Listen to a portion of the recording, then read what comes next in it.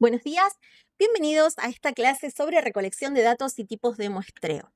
Hoy vamos a hablar sobre datos primarios y secundarios, sobre cómo recolectar datos y sobre los diferentes tipos de muestreo. Vamos a comenzar con los datos primarios y secundarios.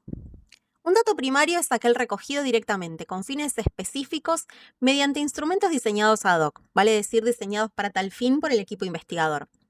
A diferencia de lo que sucede con los datos secundarios, que provienen de fuentes ya existentes y son útiles cuando no es factible recolectar datos propios o bien queremos complementarlos. Dicho en otras palabras, un dato primario es tomado por el equipo de investigación, mientras que un dato secundario fue tomado por otra gente, por otro equipo de investigación, y nosotros recurrimos a ellos. Ahora bien, veamos cómo recolectar esos datos, ya que es una etapa crucial, porque garantiza la validez, la confiabilidad y la utilidad de los resultados obtenidos. Existen diferentes maneras, por ejemplo, la observación directa. ¿Qué es esto? Es observar fenómenos, comportamientos o situaciones, pero sin intervenir. Es útil cuando se desea obtener información sobre comportamientos, actitudes o dinámicas que podrían verse alteradas si los sujetos saben que están siendo observados, o bien cuando se requiere un alto nivel de detalle contextual. Otra herramienta muy útil son las encuestas, que consiste en formular preguntas a fin de obtener información. Esta herramienta es muy versátil, ya que puede realizarse de manera presencial, telefónica o en línea, y puede utilizar preguntas abiertas, semiestructuradas o cerradas. Antes de continuar, veamos un poquito mejor qué significa cada una de estas. Una pregunta abierta es aquella en la cual quien responde se puede explayar todo lo que necesite. Por ejemplo, le preguntás ¿cómo te sentís? Entonces, quien responde va a explicar cómo se siente y va a dar toda la información que considere pertinente. Una pregunta cerrada, por su parte, es aquella en la cual yo le doy las opciones y va a tener que elegir dentro de esas opciones cuál representa mejor su parecer. ¿Cómo te sentís? Bien, mal. Obviamente la cantidad de opciones puede variar, puede aumentar, no necesariamente tienen que ser dos. Y una pregunta semiestructurada o mixta es aquella que tiene una parte de pregunta abierta y una parte de pregunta cerrada. Un ejemplo, ¿cómo te sentís? Bien, mal, ¿por qué? La parte de bien, mal va a obedecer a la pregunta cerrada y después cuando le pregunto el por qué va a ser pregunta abierta. Pero como tiene las dos opciones, se van a llamar preguntas mixtas o semiestructuradas. Cabe aclarar que una pregunta cerrada, si bien no brinda demasiada información, su procesamiento ulterior es mucho más sencillo porque yo tengo ya las opciones prediseñadas. En cambio, una pregunta abierta, si bien brinda mucho contexto y brinda más información y la vuelve mucho más rica, su procesamiento posterior es más complejo. Otra manera que tenemos de recolectar datos es mediante entrevistas, que consisten en la interacción directa entre el investigador y el entrevistado. Y tiene la particularidad de que permite profundizar. Es una herramienta versátil y poderosa, útil cuando se busca comprender los hechos y las razones, percepciones y experiencias detrás de ellos. También podemos emplear preguntas abiertas, cerradas o mixtas. Otra opción que tenemos son los cuestionarios, que son instrumentos escritos, ya sea en papel o en formato digital, con preguntas autoadministradas. Y esta es la particularidad del cuestionario, que es autoadministrado. Y es eficaz cuando se busca recopilar datos de muchas personas en poco tiempo y de manera estandarizada. Y nuevamente, como es de suponer, podemos emplear preguntas abiertas, cerradas o mixtas. Dejando de lado un poco los datos primarios, pasemos a ver cómo podemos recolectar datos secundarios, por ejemplo, en bases de datos, que es un conjunto organizado de información que reúne observaciones, mediciones o registros de una población o de una muestra. Entre sus características intrínsecas encontramos la organización estructurada, la calidad de los datos, la consistencia y la escalabilidad. También podemos recurrir a registros, que son documentos o bases de datos creados por instituciones públicas o privadas que llevan el control de hechos o actividades. Por ejemplo, el registro civil, donde se anotan todos los nacimientos, las defunciones, los matrimonios, etc. Otra opción que tenemos son las fuentes documentales, que son documentos con información relevante para una investigación ya validada. ¿Y por qué dijimos que era crucial? Seleccionar el método adecuado para la recolección de datos es crucial para poder asegurar la validez de nuestro estudio. La decisión de cuál elegir deberá sustentarse en los objetivos, en el tipo de información requerida, en el presupuesto disponible y en las características de la población a ser estudiada. Veamos ahora, para concluir la clase, los tipos de muestreo. Pero antes, definamos qué es muestreo. Es el proceso de seleccionar un subconjunto de elementos, llamado muestra, de una población más grande, con el fin de estudiar sus características y poder inferir las características de la población. ¿Y cómo lo hacemos de manera correcta? Tenemos que definir la población, objeto de nuestro estudio. Tenemos que determinar el objetivo del estudio. Tenemos que elegir el tipo de muestreo. Tenemos que definir el tamaño de la muestra y tenemos que aplicar el procedimiento de selección.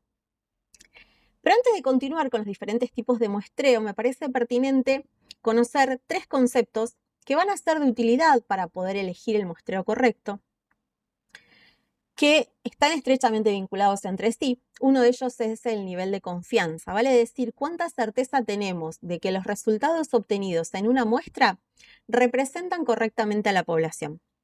Si yo elijo un nivel de confianza de 95%, significa que hay un 5% de probabilidad de error. Otro de los conceptos, estrechamente vinculado con el anterior, es el margen de error aceptable, vale decir cuánto puede diferir el resultado obtenido en una muestra respecto al valor real de la población. A menor margen de error, más precisa será la estimación, pero hay que tener en cuenta que también se requerirá una muestra más grande, y esta muestra más grande va a conllevar más tiempo, quizás más personal, mayores gastos económicos. Entonces, si bien todos nosotros queremos que nuestro error sea el menor posible, siempre va a estar presente este error y tenemos que aceptarlo, porque tenemos que poner una balanza y sopesar cómo podemos hacer nuestro estudio de la mejor manera posible y con los recursos de los cuales nosotros disponemos. Y el último concepto que quiero traerles es la variabilidad esperada de los datos, que significa qué tanto pueden dispersarse los datos dentro de una muestra o población respecto a un valor central como es la media. Las medidas más comunes son la varianza y el desvío estándar, temas que vamos a tratar en clases siguientes.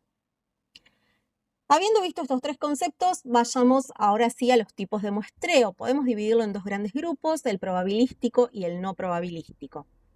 El tipo de muestreo probabilístico es aquel en el cual todos los elementos de la población tienen una probabilidad conocida y mayor que 0 de ser seleccionados.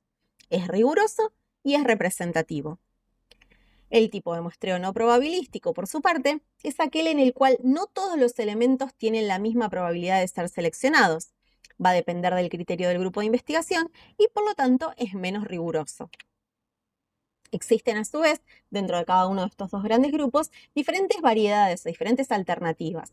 Si pensamos en el probabilístico, podemos encontrar el muestreo aleatorio simple, el sistemático, el estratificado, el por conglomerados o racimos, ya sea de 1 o de 2 etapas. Y si pensamos en el no probabilístico, puede ser por conveniencia, intencional o por juicio, por cuotas o en bola de nieve. Estos son los tipos de muestreo que nosotros vamos a ver en la clase de hoy. Podemos encontrar otros que no sean de utilidad para nuestra investigación. Veamos el muestreo aleatorio simple. En él, cada individuo tiene la misma probabilidad de ser elegido. La selección se va a hacer completamente al azar y sus características incluyen la igualdad de oportunidades, la aleatoriedad total y la simplicidad. Si pensamos en el muestreo sistemático, vamos a ver que se elige un punto de inicio al azar y luego cada enésimo elemento de una lista ordenada. Sus características intrínsecas son que es rápido, es fácil y es especialmente en poblaciones grandes. El muestreo estratificado es aquel en el cual la población se divide en grupos homogéneos y de cada uno se toma una muestra generalmente aleatoria. Sus características en poblaciones heterogéneas, cada estrato es homogéneo.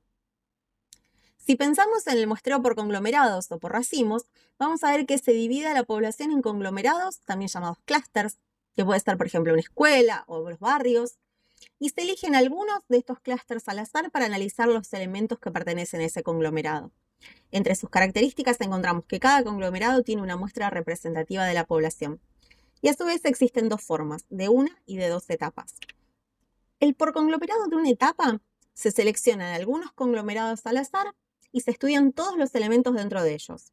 Es útil en poblaciones muy grandes o muy dispersas geográficamente. En cambio, el por conglomerado de 2 etapas se seleccionan los conglomerados al azar y dentro de cada uno se selecciona una muestra al azar. En este caso se mejora la eficiencia respecto al de una etapa y es útil como segundo momento de la investigación. Acá les dejo una tabla que resume los tipos de muestreo probabilístico: el aleatorio simple, el sistemático, el estratificado y el por conglomerados, dependiendo en qué se basa y cuándo es útil.